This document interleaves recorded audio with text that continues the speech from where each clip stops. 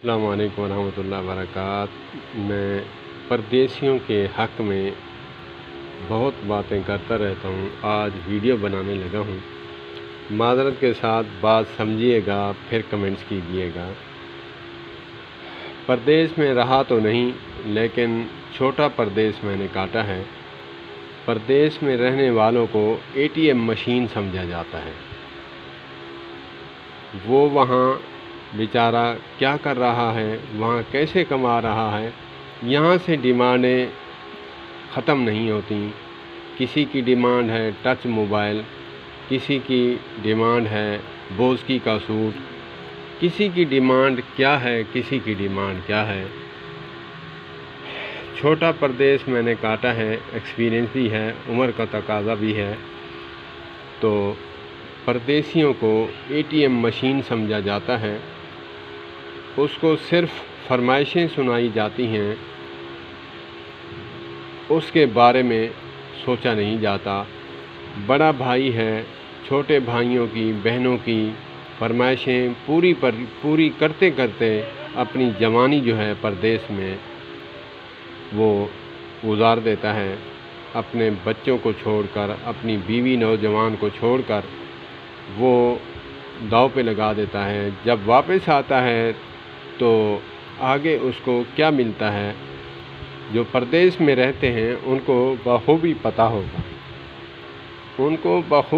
ہوگا۔ خالی ہاتھ آیا، خالی ہاتھ گیا تھا، خالی ہاتھ واپس آیا۔ آگے آیا تو کچھ نہ بچا، ڈیمانڈیں بھی کرتے رہے۔ پھر کبھی بات ہوئی تو تانا بھی اس کو مارا کہ ہم نے پیچھے یہ کام کیے، کھیت میں کام کیے، فلاں کیے۔ تو اس کو تانے بھی سننے پڑتے ہیں۔ اس کا گھر بھی خراب ہو جائے تو کسی کو پرواہ نہیں۔ اللہ پاک پردیسیوں کو اپنے گھر میں اتنا مال دے کہ وہ اپنے گھر میں رہ کر، اپنے بیوی بچوں میں رہ کر کاروبار کریں، اپنے باپ والدین زندہ ہیں تو ان کی خدمت بھی کر سکیں۔ اللہ پاک پردیسیوں کو سلامت رکھے، جہاں بھی ہیں میرا سلام ہے ان کو۔